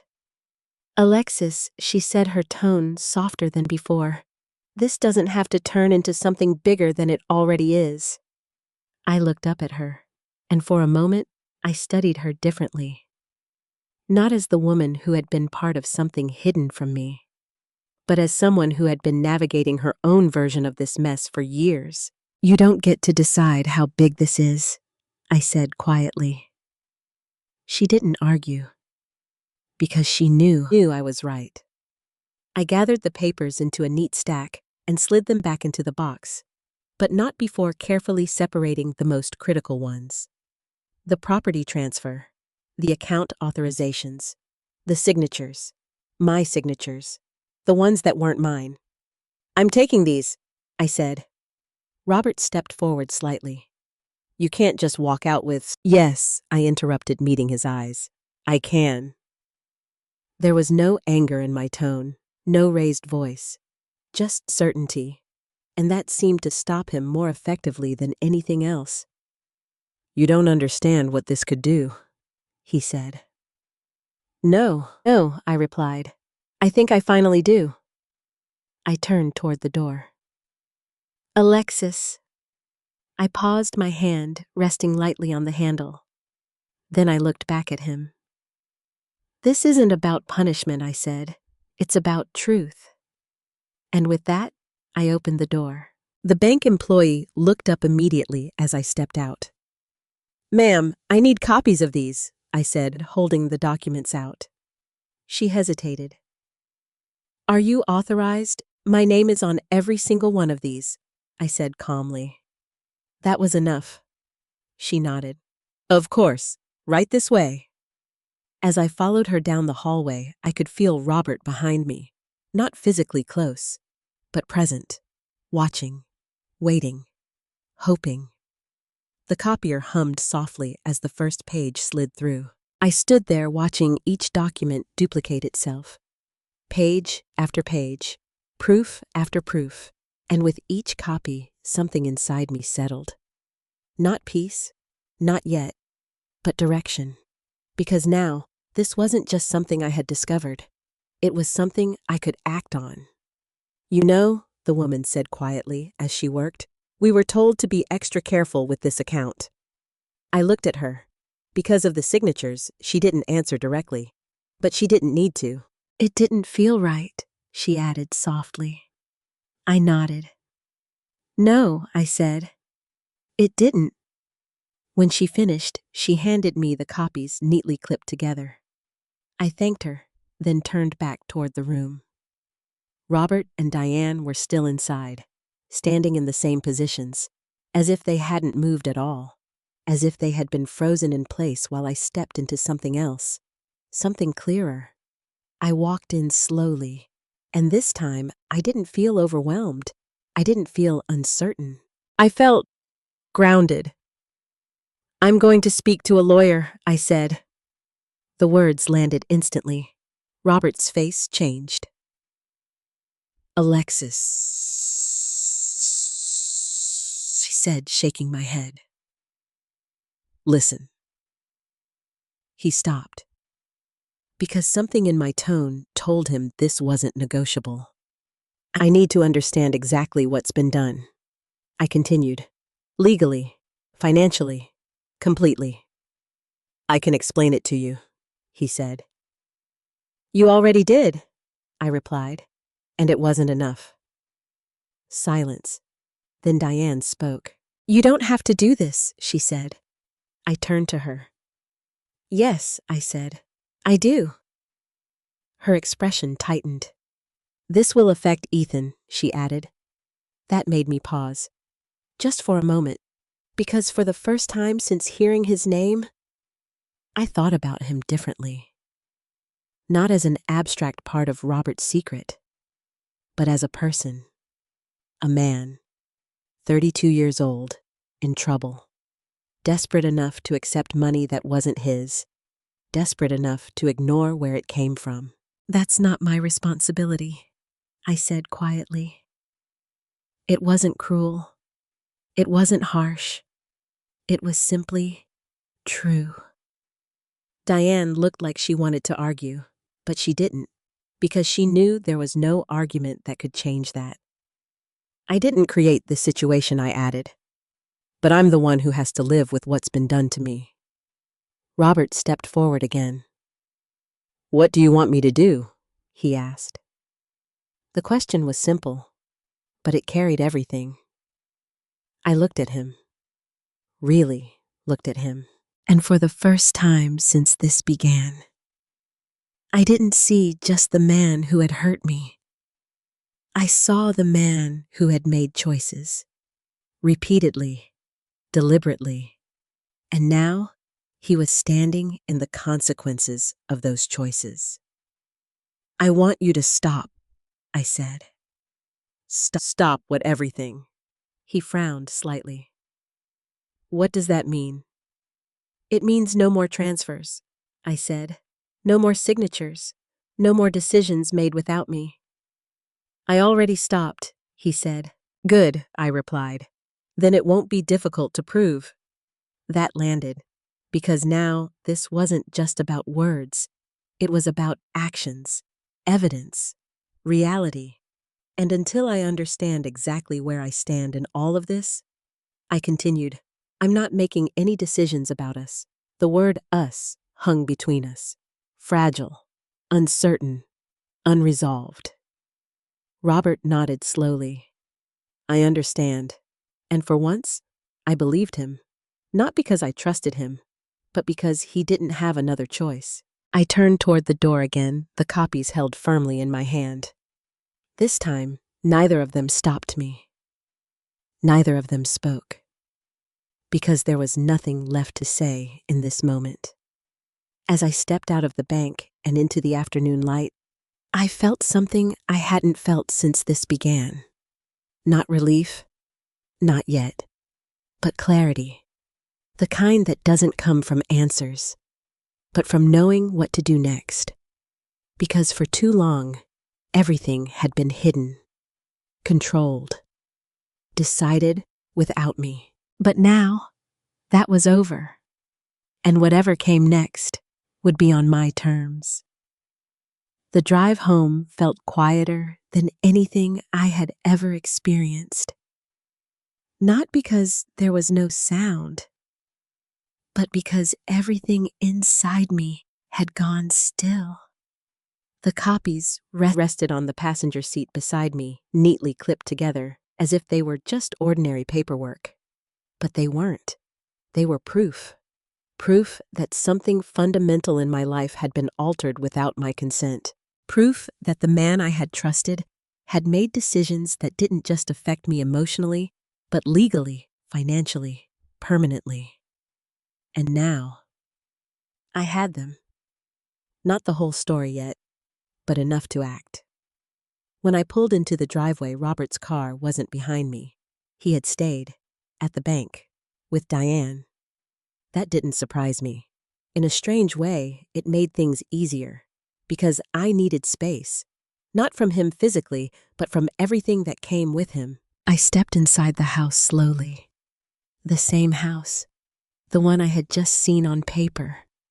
Divided, transferred, altered, without me. I set my purse down on the kitchen table and carefully placed the documents beside it. Then I stood there, looking at them. For a long time. Not reading, not analyzing, just letting the reality settle. Because this wasn't something I could rush through. This wasn't a moment. It was a turning point. Eventually, I pulled out my phone. My hands didn't shake. They didn't hesitate. They moved with a kind of quiet certainty I hadn't felt in a long time. I scrolled through my contacts and stopped. Margaret Collins, attorney, a friend from years ago. We had met through a school fundraiser. Her daughter had been one of my students. We hadn't spoken in a while, but I remembered her clearly. Sharp, calm. The kind of person who didn't get overwhelmed by complicated situations. The kind of person I needed right now. I pressed call. It rang twice. Alexis, her voice came through, surprised but warm. It's been a while. It has, I said. And just hearing a familiar voice, a neutral voice, grounded me in a way I hadn't expected. Is everything okay? She asked. I paused. Because how do you answer that? How do you summarize something like this in a single word? No, I said finally. But I need your help. There was no hesitation on her end. Tell me. So I did. Not everything, not the entire story, but enough. The briefcase, the bank, the documents, the signatures, the transfers. And as I spoke, I heard something in my own voice I hadn't noticed before. Not panic, not confusion, clarity. Because saying it out loud to someone who wasn't emotionally tied to it made everything sharper, more real, more defined. When I finished, there was a brief silence on the line. Then Margaret spoke. Alexis, she said carefully, what you're describing is serious. I know. No, she continued. I mean, legally serious. I know that too. Another pause. Do you have the documents with you? Yes. Good, she said. Don't give them back. Don't alter them. Keep them exactly as they are. I will.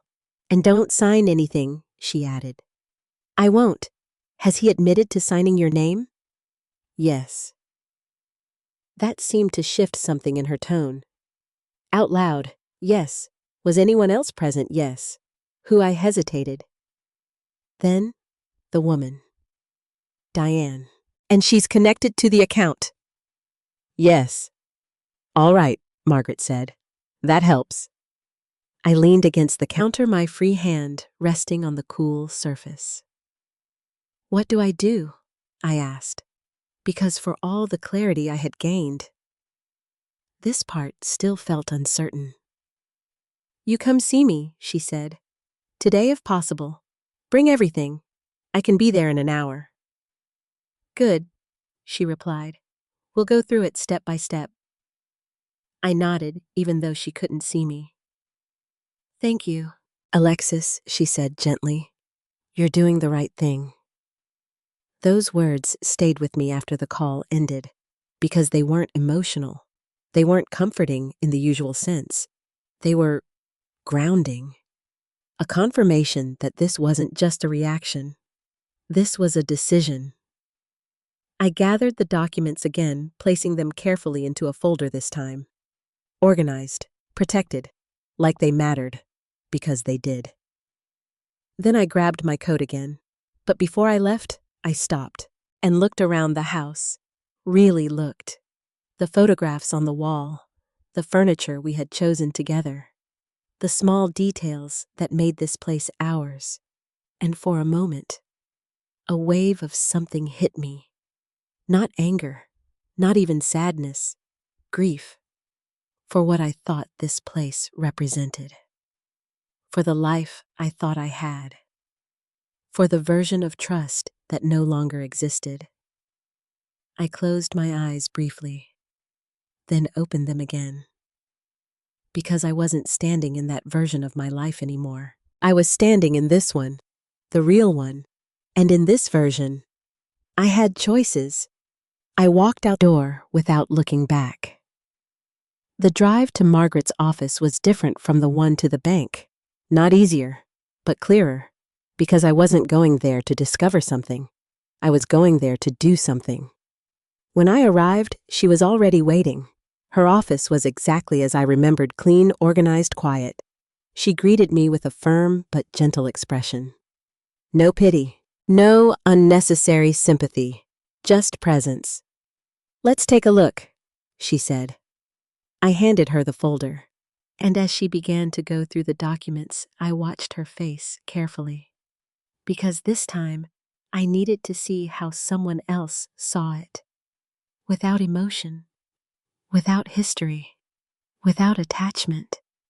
And as she read, her expression shifted, not dramatically, but enough. Her eyes narrowed slightly, her posture straightened, her focus sharpened, and after several minutes, she set the papers down. Then she looked at me. "Alexis," she said, her voice steady and clear. "This isn't just a marital issue." I held her gaze. I didn't think it was. "No," she said. "This crosses into fraud, potentially multiple counts." The word hung in the air. Fraud, not betrayal, not mistake. Fraud. And hearing it said like that, without emotion, without hesitation, changed everything again. Because now, this wasn't just something I had to process. It was something that had consequences, real ones. "Can it be reversed?" I asked. "Yes," she said. "Most of it, especially if we act quickly." "And him?" I asked quietly. Margaret paused. "Then, that depends on how far you want to take this." I didn't answer right away, because that question, that one question, held everything that came next. Not just for him, but for me, and for the first time since this began. I understood something clearly. This wasn't just about what he had done. It was about what I was going to do next. That depends on how far you want to take this. Margaret's words didn't fade when she said them. They stayed, settled, expanded, because they weren't just a question. They were a line, and I was standing right in front of it. I didn't answer immediately. Instead, I looked down at the documents again, the copies now neatly arranged in front of me. My name, repeated, forged, used, not once, not by accident, but over and over again. Deliberately, carefully, quietly.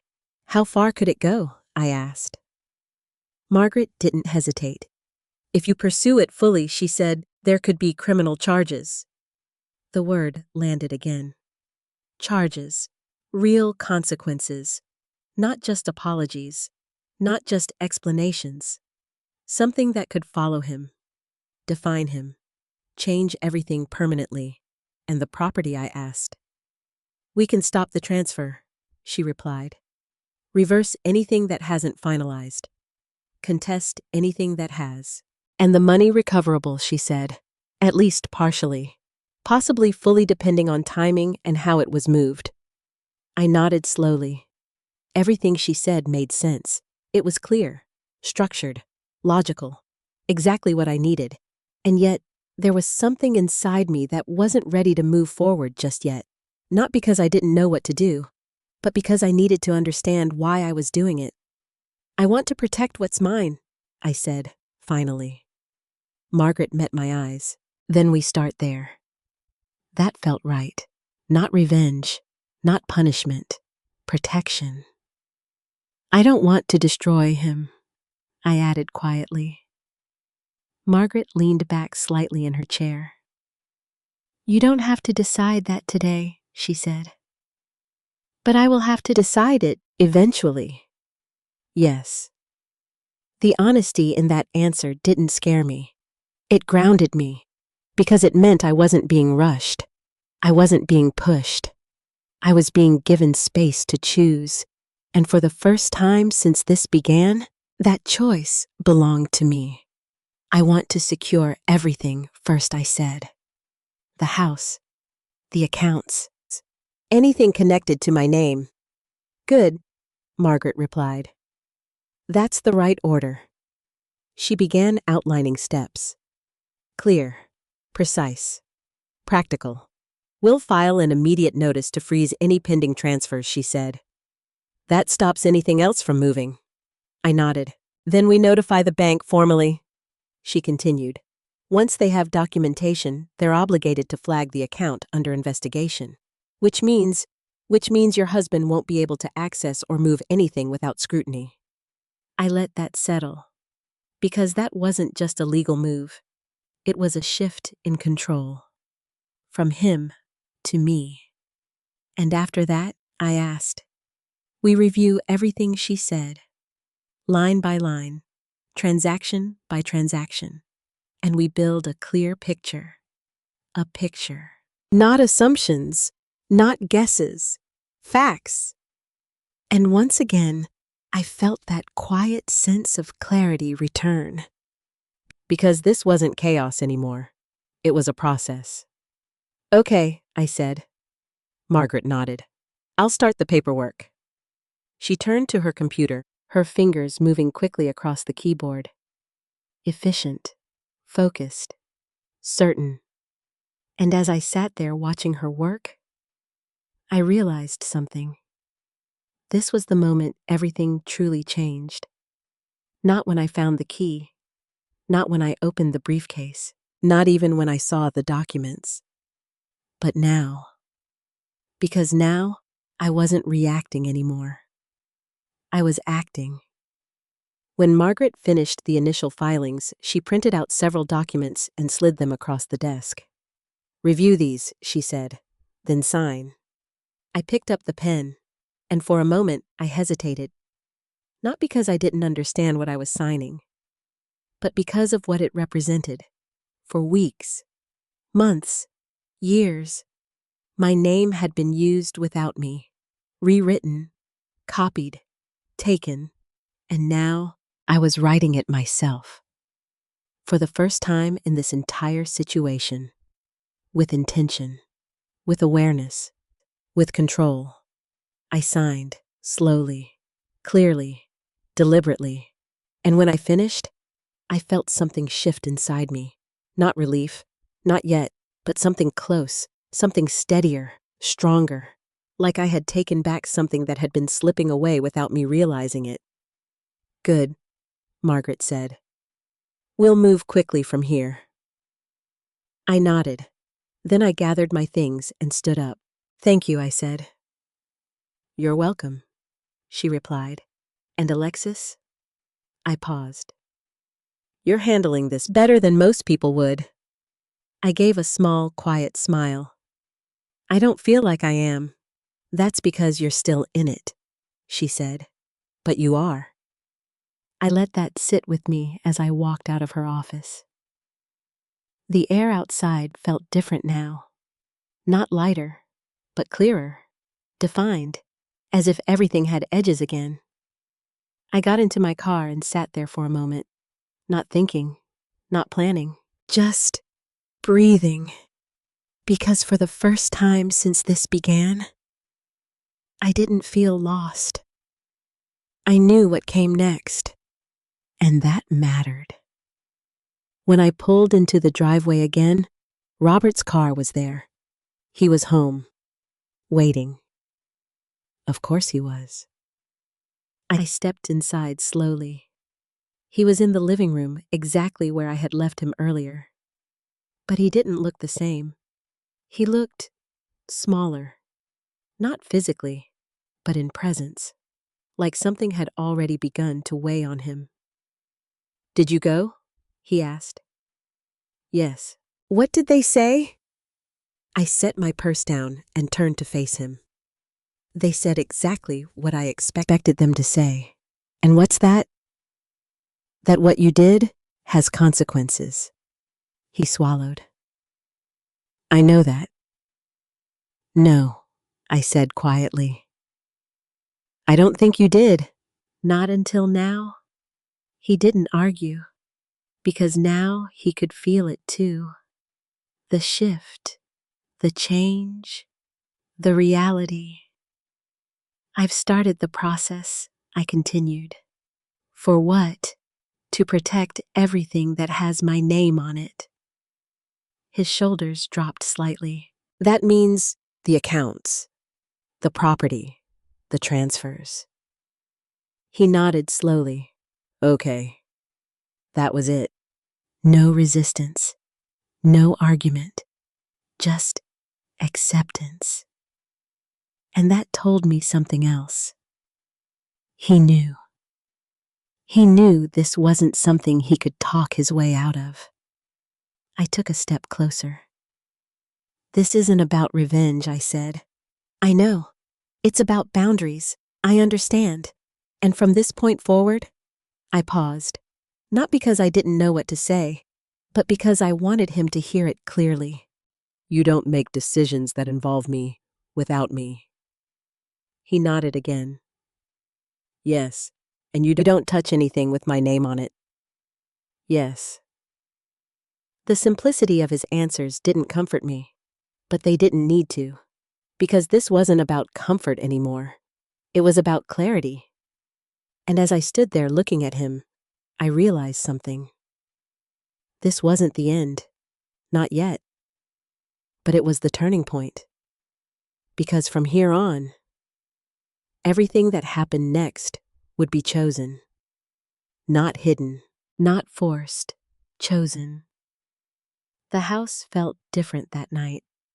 Not because anything had changed physically, but because I had. I moved through the rooms, slowly noticing things I had stopped seeing years ago. The way the evening light fell across the dining table, the faint creak in the hallway floor, the quiet hum of the refrigerator in the kitchen. All the small, ordinary details that make a life feel stable, safe. Except now I understood something I hadn't before. Safety isn't about what you see. It's about what you know. And for a long time, I hadn't known everything. I stood in the living room looking at the photographs on the wall. Us, vacations, holidays, milestones. A lifetime captured in still moments. And I realized something that didn't hurt the way I expected it to. Those moments were real. The laughter, the connection, the love. It had existed, even if it hadn't been the whole truth. Behind me, I heard footsteps. Robert. I didn't say anything right away. He just stood there a few feet away, as if unsure how close he was allowed to be. "I spoke to Diane," he said quietly. I didn't turn around. What did she say? She understands what's happening. I nodded slightly. I'm sure she does. A pause. Then, she's worried about Ethan. Of course she was.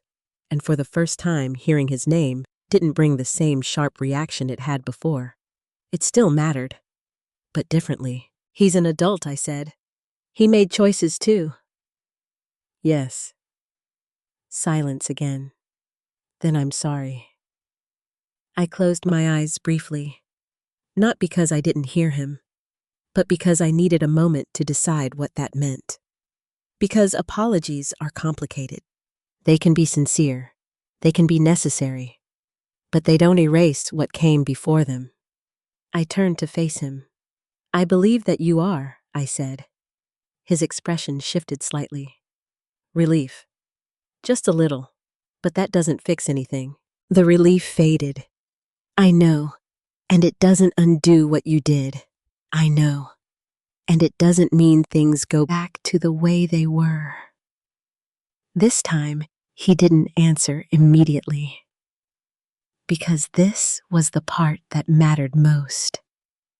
The part neither of us could avoid. What does that mean? He asked finally. I held his gaze. It means we're not where we were, I said. And where are we? The question was simple, but the answer wasn't. We're at a point where everything has to be rebuilt, I said. Or not. That last part settled between us, because it was the truth neither of us could ignore. This wasn't guaranteed. Not anymore. Do you want that? He asked. I didn't answer right away, because for the first time, I wasn't thinking about what we had been. I was thinking about what could exist now, and whether I wanted to be part of it. I don't know yet, I said, honestly. He nodded slowly. That's fair. Fair. That word felt strange, but appropriate, because fairness hadn't been part of this story for a long time, and maybe now, it could be. I need time, I added. You have it, and I need space. You can have that too. I studied him for a moment. Not the man I had married decades ago. Not the man who had hurt me. But the man standing in front of me now, trying.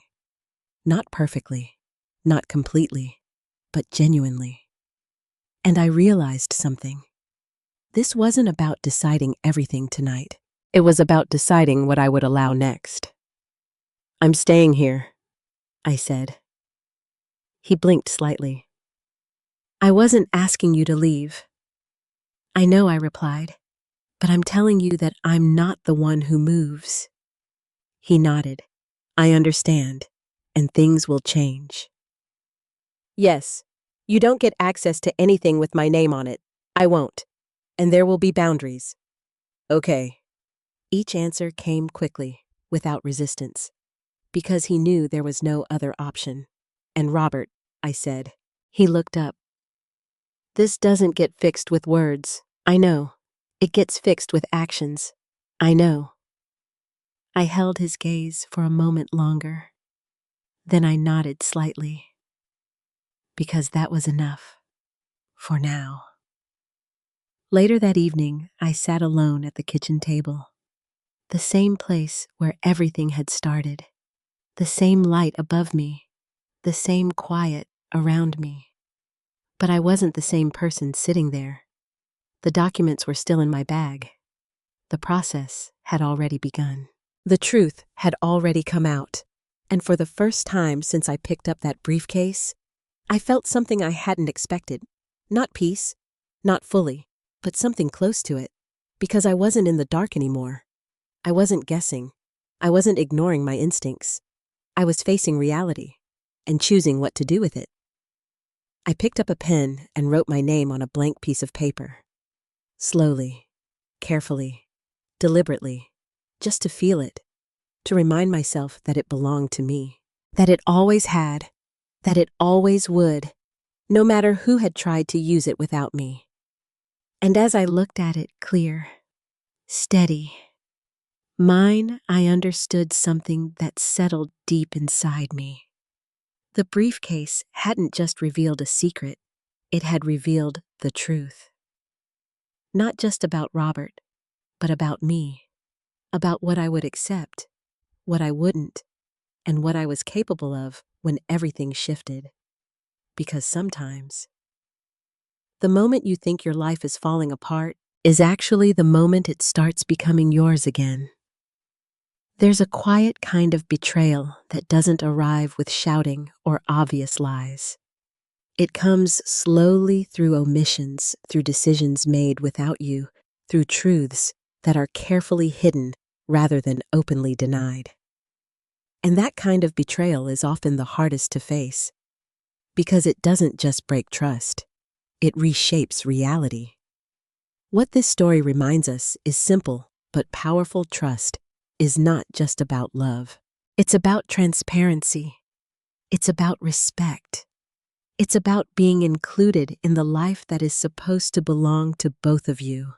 When someone takes that away, whether out of fear, control, or misguided protection, they don't just hide the truth. They take away your ability to choose, and that matters. But here's the other side of it. No matter how long something has been hidden, the moment you see it clearly, you have power again. Not power to hurt, not power to destroy, but power to decide, to set boundaries, to protect yourself, to rebuild either together or on your own. And that decision is yours.